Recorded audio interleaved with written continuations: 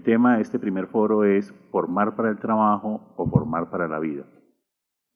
Pretendemos con esto una controversia, alentar una controversia entre los estudiantes de pregrado, estudiantes de maestría, de posgrados de las facultades de educación, como también entre los investigadores de educación y de pedagogía, sobre este tema vital que se constituye, sin embargo, en uno de los aspectos más vulnerables del sistema educativo colombiano, como es la relación entre la educación y sus vínculos con el mundo del trabajo. El propósito, sin embargo, no es mirar hacia atrás, no es un análisis retrospectivo, sino querer plantear esos debates centrales, esas controversias sobre los temas más vitales que aquejan al sistema educativo colombiano con una mirada de perspectiva y también con una mirada de pies sobre la tierra. Este no puede ser sino el norte de un investigador serio, el de tener presente cuáles son los retos, los desafíos más pertinentes para la formación de las nuevas generaciones. No tanto las generaciones del mañana, sino desde hoy las generaciones del presente histórico de nuestro país. Es una controversia abierta. Yo repetiría aquí una famosa consigna de los años 70, que se abran 100 flores, tanto como 100 escuelas de pensamiento. No temerle a la sana controversia, al debate y a los proyectos, pues solo así podemos efectivamente hablar verdaderamente de una comunidad académica y de una comunidad intelectual en nuestras facultades de educación. Volver a poner el tema de la educación en la mesa y en la agenda pública. Ese es el proyecto de esta serie de 6 foros.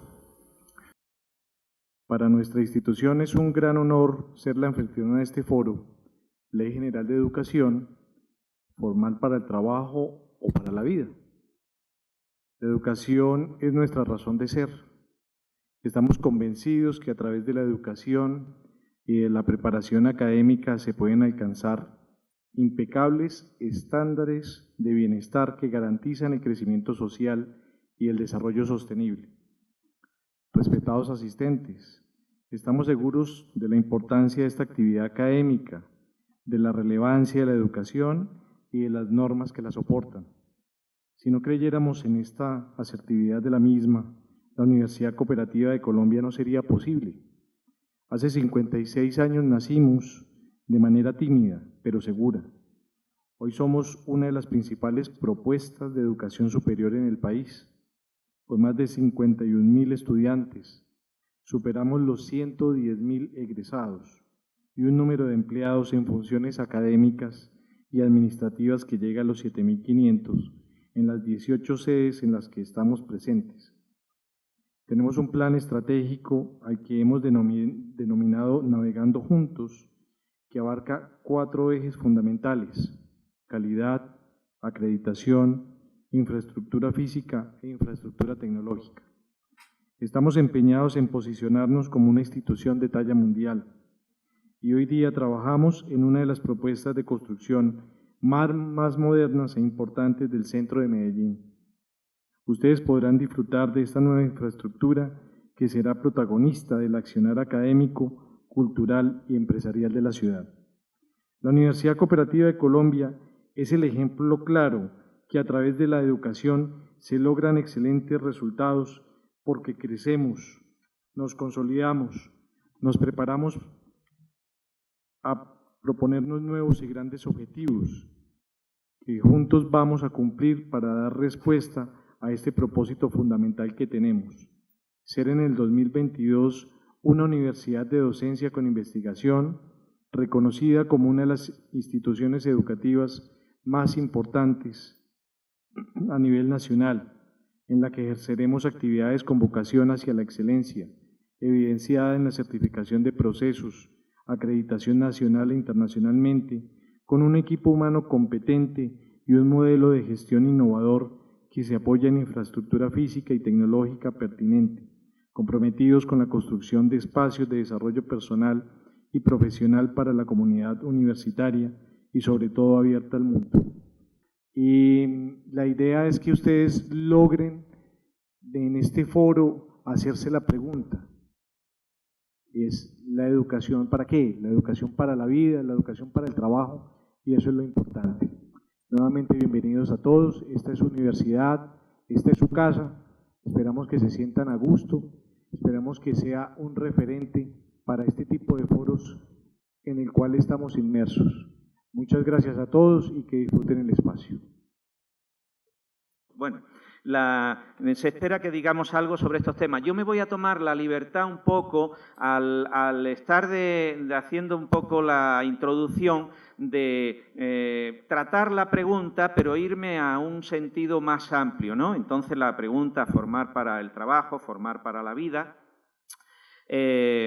podría ser formar para el ocio, formar para el mercado, que es otra manera de preguntarlo de formar para el trabajo, ¿no? Por ejemplo, Marx diría, ¿formar para el trabajo? Sí. ¿Formar para el mercado? No. Formar contra el mercado. Entonces, trabajo ahí está planteado en un sentido muy amplio, que da mucho juego para posibles diferentes y plurales interpretaciones. Formar para el ocio, decía, formar para el consumo, formar para la ciudadanía, formar para el desempleo, para el empleo, para el desempleo, que veis ahora la crisis económica fuerte, por lo menos en mi país, ¿no? Algunos colombianos y colombianas están volviendo, regresando a su país, pero es que también algunos españoles están viniendo a Colombia y a otros países a buscar o a trabajar directamente, a buscar trabajo, a trabajar. Entonces, estas preguntas las voy a situar en un contexto más amplio, que es también el mío, el europeo, ¿no? En un contexto que evidentemente es globalizado y que atraviesa las fronteras de los estados nacionales, ¿no? España, Europa, Colombia, América Latina. España se integró en la Unión Europea hace ya más de 20 años y realmente hoy la pregunta de formar para qué o de plantear la reforma y las innovaciones educativas cada vez tiene un sentido más claro en España en un contexto europeo. Y, por tanto, digamos que aquí encontramos una primera dimensión de estos últimos 20 años, por lo menos en el contexto europeo, que es esta dimensión transnacional, transfronteriza, que por primera vez impregna la educación española y, en general, la educación en los diferentes países europeos, ¿no? Y realmente la Unión Europea, en parte, ha sido una respuesta a las guerras en Europa, en el corazón de la vieja Europa, a veces se dice, ¿no?, para contraponerlo con el legado cultural. Entonces, en ese sentido, me parece que plantearse la pregunta sobre qué está ocurriendo en los últimos 20 años en educación es plantearse la pregunta de que vamos a escenarios que tienen que ver con soluciones que están más allá de lo local o de lo regional y a veces incluso de lo nacional. En cada zona geográfica mundial esta realidad es diferente. Y ahora, pues, me parece que ha sido Argentina la que ha creado una secretaría de la identidad nacional o de algo así, para realzar, digamos, la especificidad de la identidad propia, ¿no? Bueno, eso era para situar un poco el contexto. Yo he estado 24 años en la universidad, desde el 90, entonces estos 20 años que cumplís de la Ley General de Educación atraviesan un poco mi trabajo universitario. Antes, sin tener el título de maestro, he estado 8 años en la enseñanza básica y en la media inferior, entre el 82 y el 90. Entonces, digamos que las reformas que se han vivido en España en educación, pues las he vivido a lo largo de los últimos 30, 32 años, primero desde la base, digamos, del ejercicio en el aula de educación básica, de lo que sería los ciclos, etapas entre 6 y 14 años, ¿vale? Eso era para situar un poco el contexto.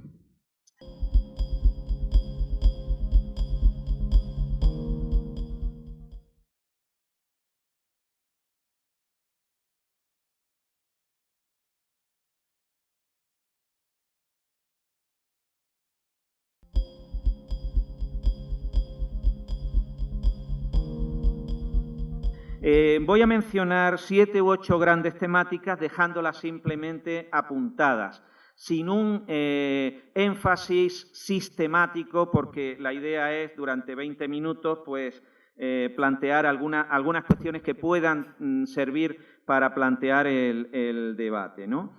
En Europa, un rasgo que tenemos es políticas educativas que son progresivamente europeas, acordadas en el seno de la Unión Europea. Esto es lo que se llama, en el caso de la universidad, el sistema de Bolonia, por ser la ciudad italiana en la que los ministros de Educación europeos firmaron un acuerdo hace ya 15 años. Esto está suponiendo una integración progresiva de los sistemas educativos con un reconocimiento mutuo y recíproco de los títulos que se consiguen, por ejemplo, en la universidad de pregrado, de maestría y de doctorado, que está completándose después de una fase de planificación muy larga, ¿no? Hay entonces una convergencia progresiva en este sentido de las políticas educativas que atraviesa lo regional y lo nacional. En segundo lugar, quería decir que hay una retórica y una realidad de la sociedad del conocimiento al servicio de la economía competitiva.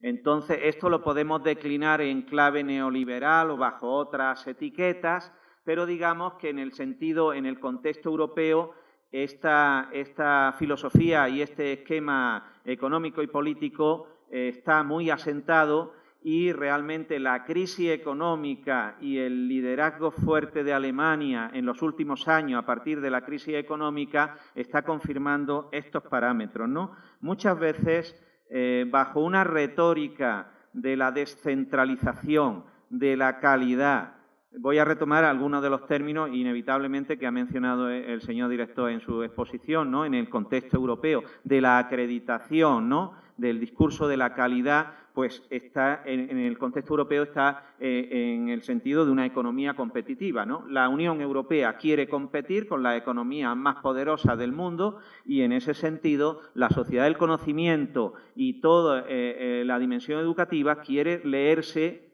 e interpretarse desde esa perspectiva.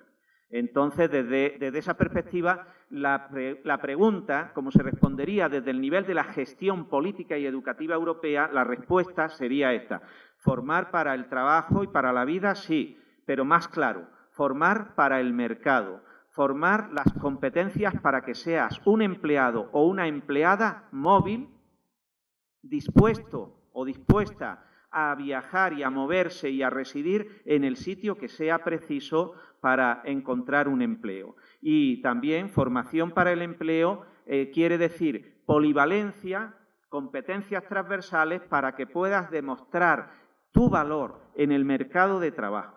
Entonces, esto es una mirada diferente de una perspectiva más de derechos humanos o de ciudadanía, ¿no? En tercer lugar, quería decir que dentro de todos estos fenómenos de globalización, etcétera, de transnacionalidad, de cambio del modelo económico y productivo, de cambios sociales, culturales, etcétera, a mí me parece que el factor que está impactando de manera más decisiva, o que lo va a hacer en los próximos años, no ya de cada año, es sin duda, me parece, las tecnologías de la información y de la comunicación. En 20 años probablemente no podemos imaginar de qué manera nuestro sistema educativo, aunque sea muy estratégico en su planificación y en sus perspectivas, van a ser modificados e impactados por las nuevas tecnologías de la información y de la comunicación. Este me parece que es un factor muy importante, ¿no? Después quería decir, desde el punto de vista económico que he mencionado antes, pues digamos que el desempleo sistémico y masivo que estamos viviendo en Europa y particularmente en mi país. Yo procedo del sur de España, la región se llama Andalucía, y Andalucía es de las regiones europeas la que tiene más tasa de desempleo más alta, junto a alguna otra también española. Este desempleo va a plantear muchos retos al sistema educativo en términos de cómo se puede reconfigurar para justificar su validez y su pertinencia. Porque, claro, la idea de la gente joven, por lo menos en España, ha sido: me formo, continúo formándome, profundizo mi formación y voy a tener una recompensa no solo simbólica, y es que me saludan en mi barrio de otra manera diferente, reconociendo, digamos, el valor simbólico de la educación, sino que también voy a tener un empleo y voy a tener un salario digno por ese empleo. Esa ecuación mental está en una crisis profunda en los últimos años. Eso era para situar un poco en el contexto europeo, sabiendo que es solo el contexto europeo. El sociólogo y activista de los movimientos sociales Porto Alegre, antiglobalizadores, etcétera, Boaventura de Sousa Santos, dice que uno de los mayores peligros de las ciencias sociales hoy es pensar que los modelos que han sido concebidos en determinadas circunstancias históricas muy concretas, de las diferentes disciplinas, en las que podemos incluir la educación también, lógicamente, ¿no? La pedagogía, todo el mundo de la formación y del aprendizaje. Que esos modelos, la tentación y el peligro que existe es traspasarlos de manera mecánica a otros contextos culturales y geográficos. Y yo por eso creo que hay que ser muy cautos con esto y que Latinoamérica, Colombia, tiene que encontrar soluciones autónomas, soluciones peculiares a los problemas y a los contextos sociales, históricos y culturales. Esta tendencia, que también está influida por la avasalladora presencia del inglés en el mundo científico, tecnológico y académico, ¿no?, particularmente universitario, si nos referimos al ámbito educativo, esta tendencia de la presencia del inglés también es una presencia también cultural e ideológica de muchas de las soluciones que se proponen en el mundo desarrollado de Estados Unidos, de Canadá, de Inglaterra y de Japón y de los países económicamente más ricos. Entonces, ahí, digamos, una prudencia sobre ese sentido. Y ahora, en esta segunda parte, de manera muy breve, voy a mencionar varias cuestiones, digamos, que atraviesan un poco las inquietudes de las reformas en el contexto español y espero que en un contexto transnacional y también latinoamericano. Entonces, las voy a mencionar. Una de ellas es las nuevas tecnologías de la información y de la comunicación, que ya había mencionado antes como factor que impacta, ¿no? Realmente yo creo que estamos ante el cambio más decisivo, lo estamos viendo con los cursos MOOC, ¿no?, los cursos abiertos, masivos, gratuitos, etcétera, y que están transformando de una manera y van a seguir transformando de una manera decisiva las instituciones educativas. Y hoy muchos estudiantes saben que, a pesar de la calidad que puedan tener programas educativos presenciales, dedicando un tiempo inteligente y filtrando contenidos e información, nosotros a través de Internet podemos adquirir una cultura pedagógica e incluso en el ámbito de las metodologías y de la intervención docente, de la profesionalidad educativa, etcétera, de muy alto nivel. Lo online, los sistemas a distancia, el aprendizaje en red, las comunidades colaborativas digitales, etcétera, la producción masiva de contenido están alterando de manera profunda esto. Os digo un ejemplo muy breve. Uno de los ingenieros que ha diseñado el coche se llama de Google, que lleva ya hecho más de 500.000 de kilómetros en el estado de California, sin conductor, sin chofer, ¿no? Entonces, este señor hace un curso MOOC y tiene 400 alumnos presenciales y unos 150.000 no presenciales que siguen gratuitamente el curso.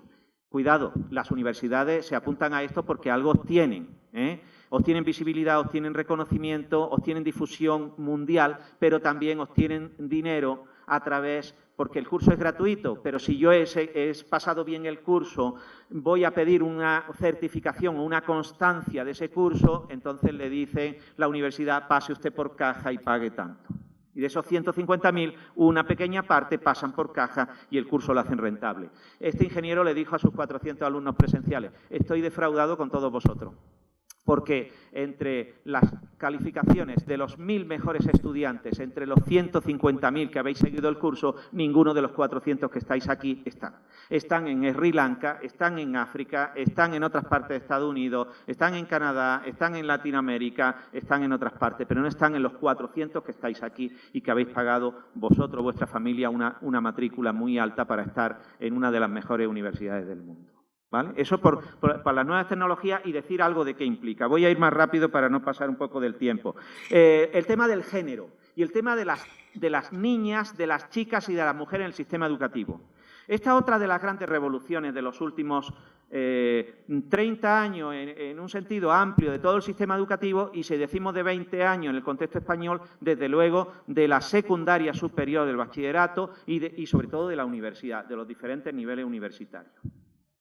En España ya, y estas realidades son diferentes en los diferentes países y están relacionadas con la igualdad de género, con las inequidades y con criterios económicos y culturales, y con la presencia mayor o menor del patriarcado. En España, 54% de la matrícula universitaria son mujeres y 46% hombres. De cada 100 que ingresan, que acceden, 54 mujeres, 46 hombres. Cuando concluyen y egresan, entre los titulados, las mujeres ya representan el 59, vamos a redondearlo porque es casi eso, 60 de cada 100 egresadas son mujeres y 40 son hombres.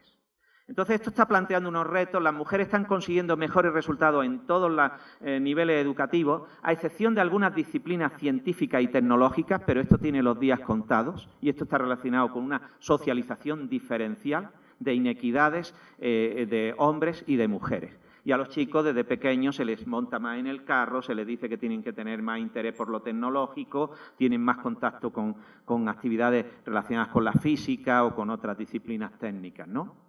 Se les anima más para decirles que son buenos en matemáticas, etcétera. Entonces, creo que este rasgo de la presencia de las mujeres y del rendimiento de las mujeres es muy significativo. Y, efectivamente, si hay alguna institución donde las mujeres se pueden sentir menos discriminadas respecto de los hombres en nuestras sociedades contemporáneas, esa es la escuela y las instituciones educativas. Ni la familia, ni la empresa, ni las religiones del libro, el judaísmo, la religión musulmana y el cristianismo en sus diferentes versiones, ninguna de ellas, ni la empresa, ni la familia, ni esas religiones, las grandes religiones del libro, pueden afirmar esa presencia, ese éxito y esa inclusividad en relación con las mujeres. Otro tema, comunidad y aprendizaje en comunidad. Es decir, la idea de que el aprendizaje no es solo cuestión de estudiantes y de profesores, de docentes o de educandos y de educadores, sino que implica la comunidad en el sentido amplio. Comunidades de aprendizaje al interior de las escuelas y de los centros educativos, pero también todos esos aprendizajes que desarrolla la gente en diferentes ámbitos y contextos no formales e informales. Con esto lo que quiero decir es que esa clasificación que era demasiado rígida entre lo formal, lo no formal y lo informal, hay que empezar a deconstruirla para ser más inclusivos y ver qué oportunidades de educación tienen nuestros estudiantes, refiriéndome a lo formal, y cómo podemos crear sinergias y combinar esfuerzos e intereses. Y hasta ahora hemos visto a veces mucho la idea de la educación como de competencia con otros ámbitos. Por ejemplo, la escuela que desconfía antes era de la televisión, ahora desconfía de la computadora, de las redes sociales y de Internet. Y yo creo que este es un discurso erróneo, este discurso de establecernos o situarnos o legitimarnos en competencia con otro ámbito. Tenemos que pensar que estamos colaborando, que ese ámbito de lo digital, ese ámbito de la escuela, ese ámbito de la comunidad local, ese ámbito de las instituciones municipales, de los museos, de la oferta cultural privada, pública y del tercer sector, tienen que aliarse para ver comunidades de aprendizaje.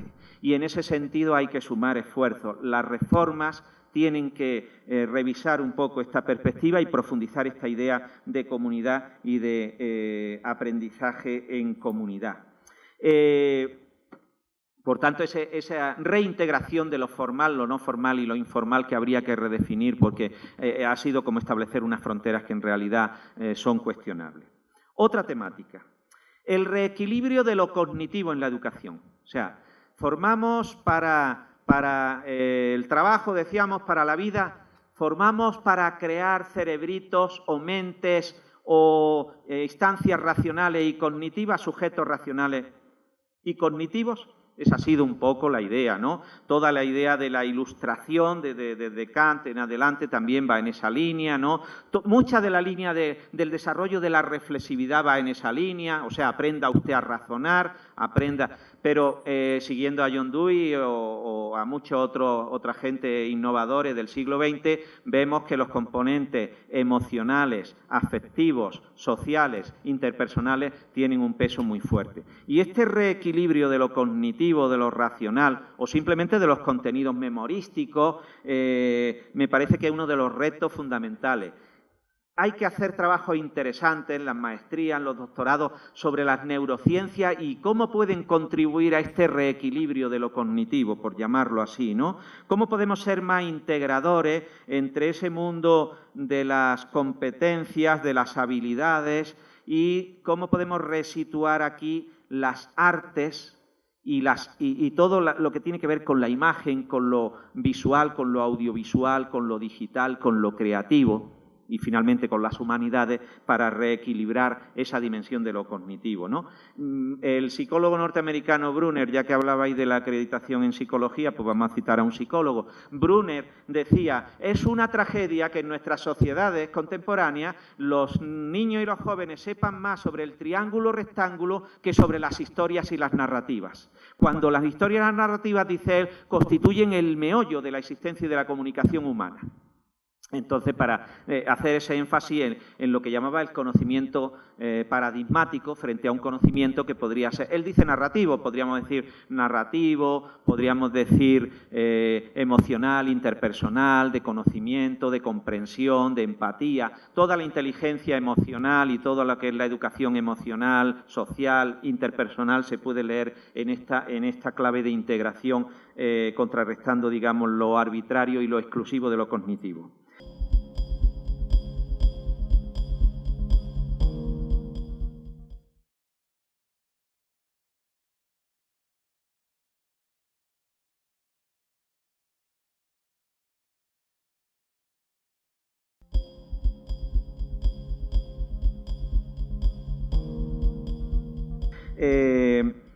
El profesorado, otra cuestión. El profesorado, desarrollo, profesionalidad, formación, pago por resultados, incentivos, productos, trabajo en equipo, trabajo individual, valoración, productividad. Yo creo que lo que nos muestran los estudios sobre innovación de las últimas décadas es que los docentes constituyen la clave de la mejora de la educación, particularmente en los niveles educativos inferiores, en el preescolar, en la educación primaria y en la educación secundaria. Cuando es verdad que necesitamos mejores condiciones, en España se redujeron el número de estudiantes por clase, ahora con la crisis económica se ha aumentado un poquito. Antes, por ejemplo, estaban en los niveles que estaban en 25 alumnos por clase, ahora han podido pasar a 30 y con esto se ha podido despedir a varios miles de profesores en todo el Estado, y se ha podido liberar, crear nuevas aulas, porque claro, con cada 5 que reconstituyo, que reconfiguro, ya tengo un profesor liberado y un sueldo menos que pagar. Entonces, en ese sentido, los profesores los docentes constituyen la base del sistema.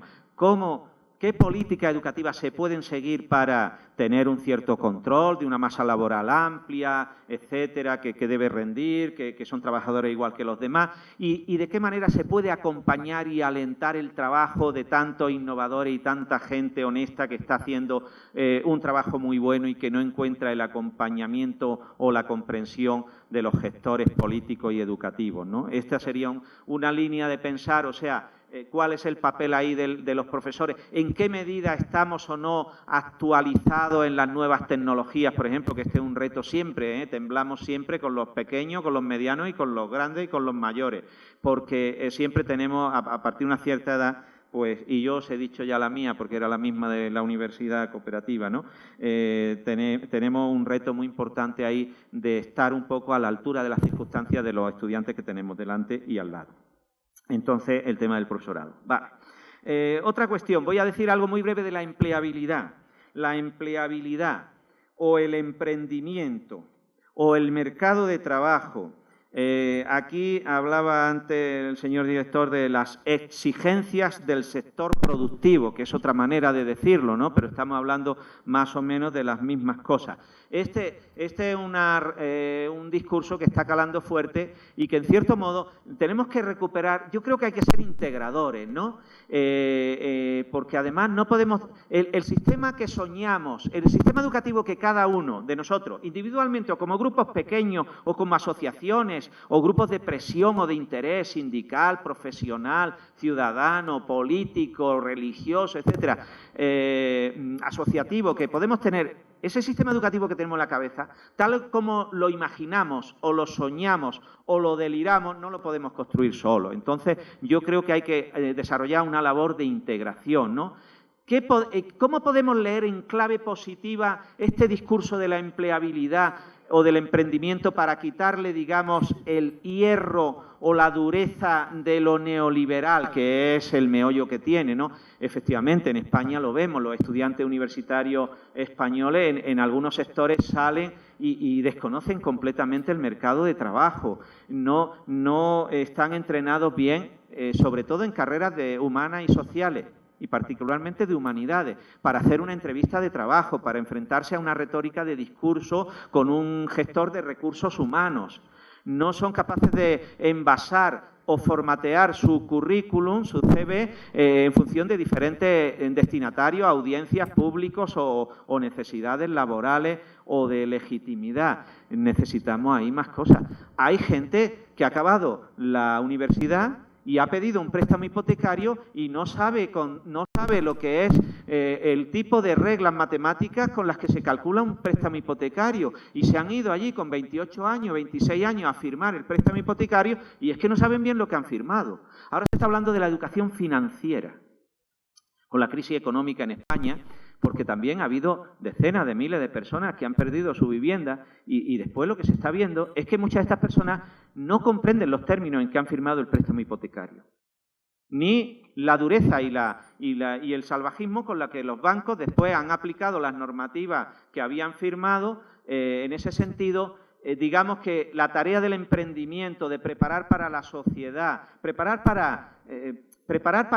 formar para el trabajo, yo lo entiendo en clave, formar para el trabajo y también formar para la prosa de la vida.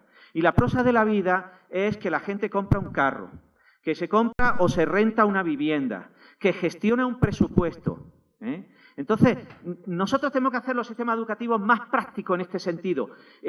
Por ejemplo, en Estados Unidos, en Irlanda, home economics le llaman, ¿no? Economía del hogar, pero no responde, no es la economía del hogar solo, es que te enseñan cómo decorar un salón de tu casa, te enseñan cómo hacer menús saludables a precios razonables, haces trabajo en equipo sobre eso, los preparas en el colegio, se consumen entre todos, aprendes desde decoración, a seleccionar unas cortinas, hasta administrar un presupuesto. ¿Qué está haciendo la educación secundaria? Y yo me lo pregunto en España, en estos temas. Y la gente se aprende de memoria cuando cae el Imperio Romano, cuando yo veo a veces amigos que tienen hijos en estas edades escolares y les pasan los deberes, les preguntan las cosas, y bueno, y los fenicios, y los cartagineses, y tal y cual. Y formar para el trabajo y formar para la vida, yo lo respondo en el sentido de una perspectiva amplia que permita a la gente hacerse más dueña de su vida. Es verdad, la reflexividad, el pensamiento crítico, la autonomía, pero también que pueda manejar mejor su perspectiva como adultos en el campo económico, en el campo de la sociedad, pero también en el campo de las relaciones interpersonales, en el campo afectivo, en el campo de la comunicación con los demás, en la resolución de los conflictos dialogada o negociada y también, lógicamente, lo que es el bagaje tradicional del conocimiento, del legado del conocimiento y de una preparación que yo no estoy descuidando, cognitiva, procedimental, que incluya, digamos, la cultura nacional, la cultura global, ¿no? En ese sentido, me parece pues, que las ideas que presentaba lo que pretendían es abrir un poco el panorama y ahora los colegas quizá lo van a centrar más en las dimensiones específicas que nos convocan hoy. Pues muchas gracias.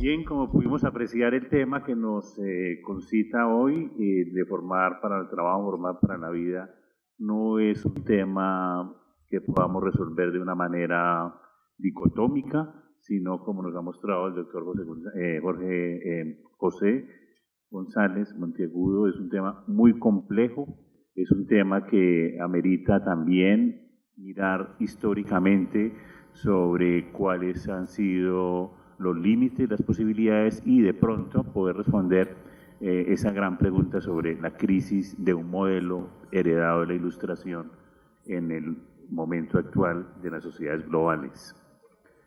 Es un tema que su respuesta, quiero repetirla, esa respuesta poética, no prosaica. Hay que enseñar, hay que formar para la prosa de la vida. Siguiendo en esa línea de la pregunta, entonces invitamos al doctor José Antonio García de la Universidad Cooperativa de Colombia para que nos presente sus reflexiones y posibles respuestas a la misma pregunta. ¿Formar para el trabajo, formar para la vida?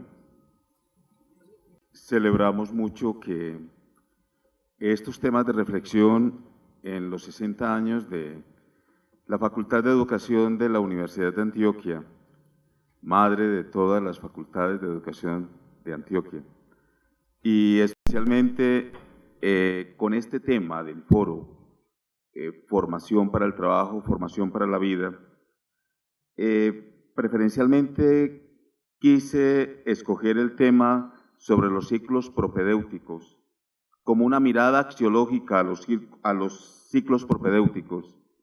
Para ello tomé los trabajos del profesor Alfredo Cardoso, de la Universidad Externado de Colombia y de la Universidad Pedagógica Nacional. Igual, todo lo referente a la ley sobre los ciclos propedéuticos. Lo que haremos hoy especialmente es mirar a la luz de la ley y a la luz de la experiencia los ciclos propedéuticos, pero igualmente poderlos enmarcar en nuestra mirada citadina, en nuestra situación de la ciudad de Medellín especialmente, que es lo que más conozco, y qué está sucediendo con estos marcos de ley y qué está sucediendo con esta experiencia de los ciclos propedéuticos. Especialmente en el origen y los alcances de la cadena de formación de los ciclos propedéuticos y la articulación de la formación profesional integral, la educación para el trabajo y para el desarrollo humano y la educación formal establecidos en la legislación colombiana y su incidencia en la calidad de la educación superior. Si bien es cierto, lo ideal es que una persona ingrese a un único ciclo profesional en educación superior, también lo es que las necesidades de desarrollo del país han conducido a que las leyes en materia educativa se hayan venido flexibilizando. Esa flexibilización no es solamente de la ley, sino igualmente una flexibilización de la empresa, también es una flexibilización del manejo mismo de la educación. Desafortunadamente, en el afán de dar respuesta oportuna a estos requerimientos, se ha caído en una oferta indiscriminada de títulos sin unos claros criterios de calidad. Y con el mayor respeto, hablamos de calidad, no en el orden del manejo de los procedimientos y de los procesos mediante los cuales se certifiquen, sino que estamos hablando de calidad en el orden en que ella se postule y acredite cada uno de los procesos nuestros, no eventualmente, sino situados en el orden mismo de la educación, que permitan diferenciar las competencias que se debe tener una persona egresada de la educación formal de aquella egresada de una institución como el SENA o de las egresadas de la educación para el trabajo. Si de lo que se trata es de permitir al egresado de las demás instituciones que con su formación en la educación superior formal, lo que se requiere es que estas instituciones y las universidades, en el marco de su autonomía institucional, establezcan mecanismos para contar con elementos de juicio y elementos de juicio claros a la hora de identificar y evaluar las competencias desarrolladas en cada uno de estos tipos de formación y susceptibles de ser reconocidas a los aspirantes de los ciclos propedéuticos en la educación formal. De esto hay un nacimiento y un desarrollo. Mediante la expedición del Decreto 80 de enero 22 de 1980, se crearon en Colombia 3 ciclos de formación en educación superior: intermedia profesional de carácter predominante práctico para el ejercicio de las actividades auxiliares o instrumentales concretas, formación tecnológica orientada al ejercicio de actividades tecnológicas con énfasis en la práctica y con fundamento en los principios científicos que la sustentan, y formación universitaria, caracterizada por su amplio contenido social y humanístico, y por su énfasis en la fundamentación científica e investigativa, tanto de carácter académico para el cultivo del intelecto y el ejercicio académico, como para el desarrollo del dinamismo instrumental de las profesiones. Una de las razones previas para la expedición de este decreto fue la necesidad de organizar los estudios de pregrado para incluir la posibilidad de un título intermedio al término de los 3 primeros años que permiten la provisión de mandos requeridos por la economía, el favorecimiento a los estudiantes que por diversas causas no podían completar sus estudios universitarios. Si bien es cierto, a este decreto lo animaba un espíritu social en el fondo, que oficializó una demanda fragmentada de la educación superior por la vía de centros tecnológicos y las universidades nocturnas, mediante la cual las capas medias, bajas y los sectores populares encontraron un nivel de formación profesional inferior al convencional.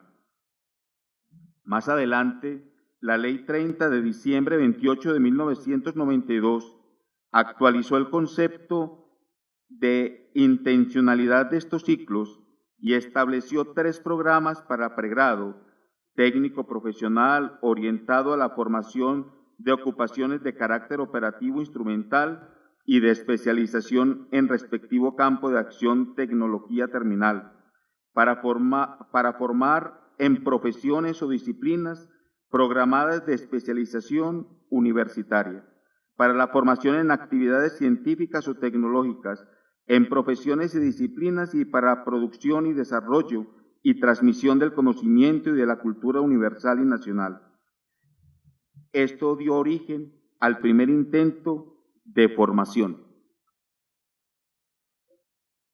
Desde la educación media se podía ingresar a un programa técnico profesional, continuar con el tecnológico y terminar en el universitario. A un programa tecnológico también se podría ingresar y continuar con el universitario directamente.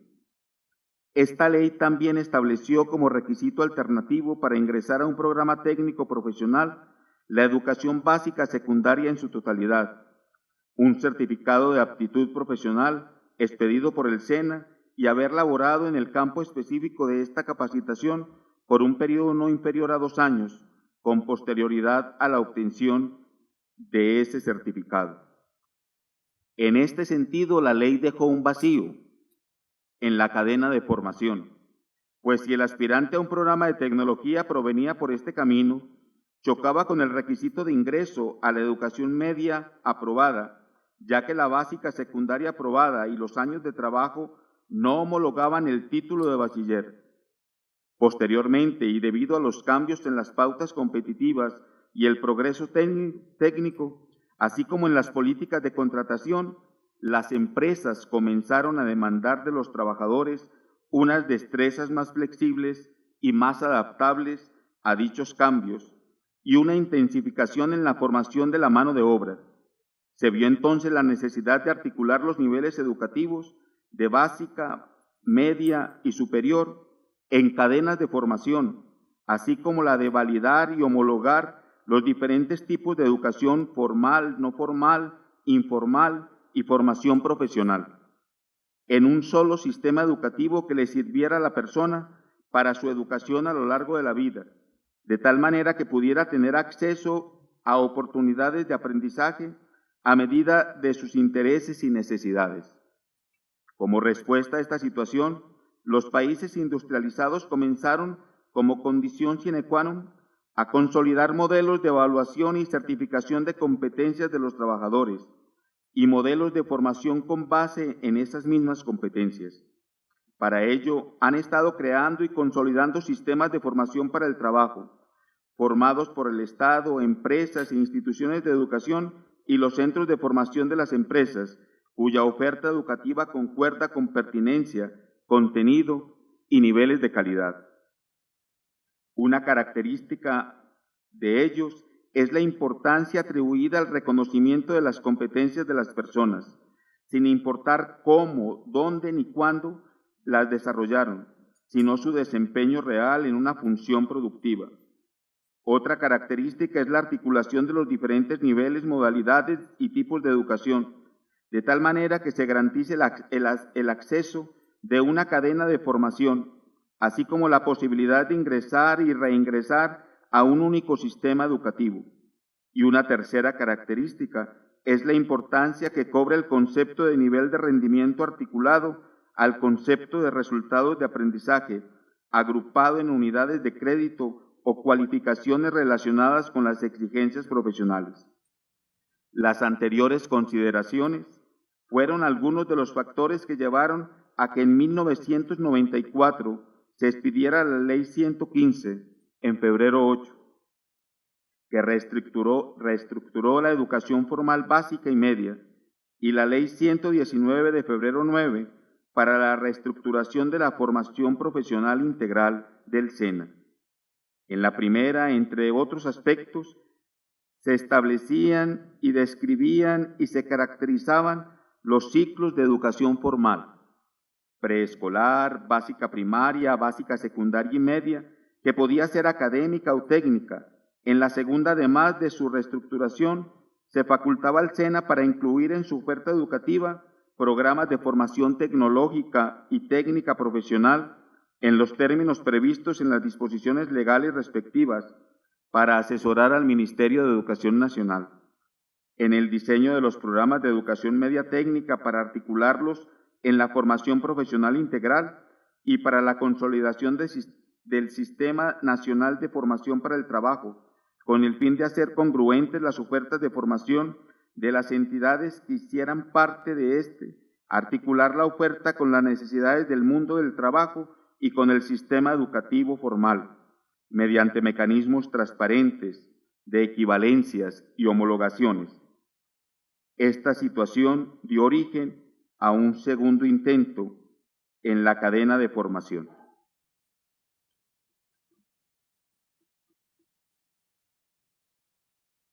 Con la expedición de la Ley 749 de julio 19 del 2002 y del Decreto 249 de enero 28 del 2004, y lo planteado por la Recomendación 195 de junio del 2004 de la Organización Internacional del Trabajo, y además de la expedición de la Ley 1064 de julio 26 del 2006, mediante la cual se transforma la anterior educación no formal en educación para el trabajo y el desarrollo humano, sin discriminación alguna, entra a formar parte integral del servicio público educativo y se ha dado origen al tercer intento de la cadena de formación.